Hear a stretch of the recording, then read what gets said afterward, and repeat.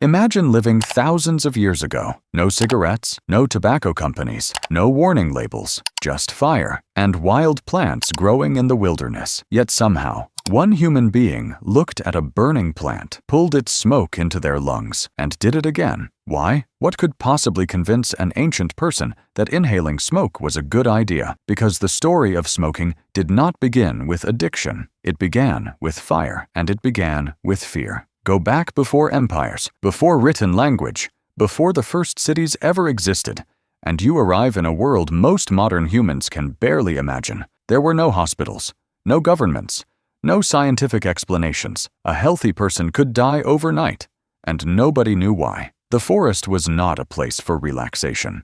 It was a place where things hunted you. Every day was survival. Then humans discovered fire. Fire changed everything. It kept predators away. It made food safer. It turned cold nights into something survivable. But fire did something else. For thousands of years, humans sat around it and watched. They watched wood disappear into ash. They watched darkness retreat from its light, and they watched smoke rise into the sky. The sky was where the sun lived, where storms came from, where every powerful and mysterious force seemed to exist. And slowly, many ancient people began to see smoke as more than a byproduct of burning.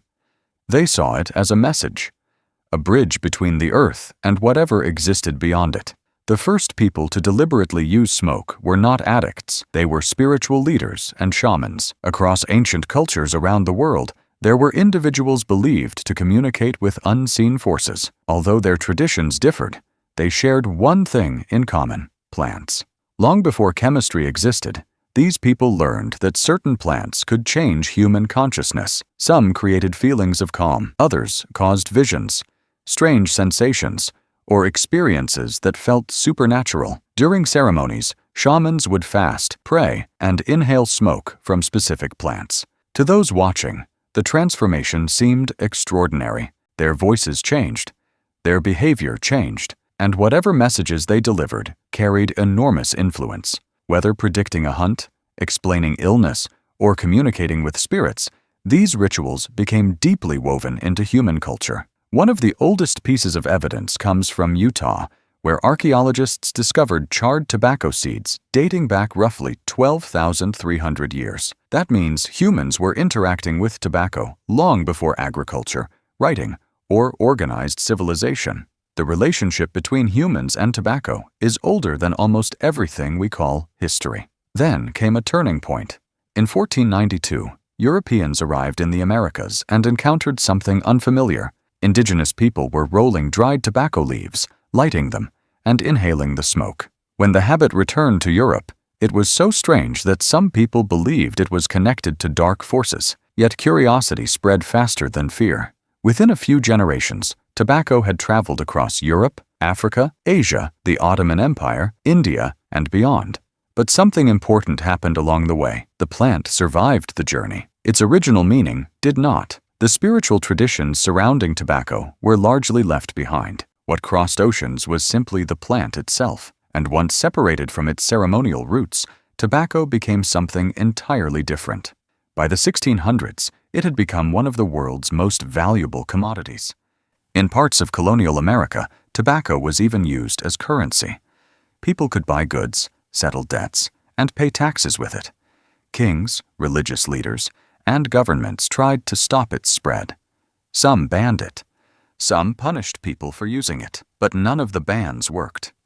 Because tobacco was no longer spreading through ritual, it was spreading through biology. Nicotine was interacting with the human brain, creating sensations of calm, focus, and reward. People did not know the science, but their brains remembered the feeling, and they wanted it again. The next major transformation arrived in the late 19th century. A machine invented by James Bonsack made it possible to produce cigarettes on an industrial scale. Before that, cigarettes were rolled slowly by hand. Now, millions could be produced quickly and cheaply. The ancient plant that had once been part of sacred ceremonies became a mass-produced consumer product, and consumption exploded. By the middle of the 20th century, smoking had become normal across much of the world. Doctors smoked. Celebrities smoked. Soldiers received cigarettes as part of military supplies. For many people, smoking was not considered dangerous at all. Then, the evidence began to emerge. Researchers started finding strong links between smoking and lung cancer. One of the most important studies was conducted by British epidemiologist Richard Doll. The results were difficult to ignore.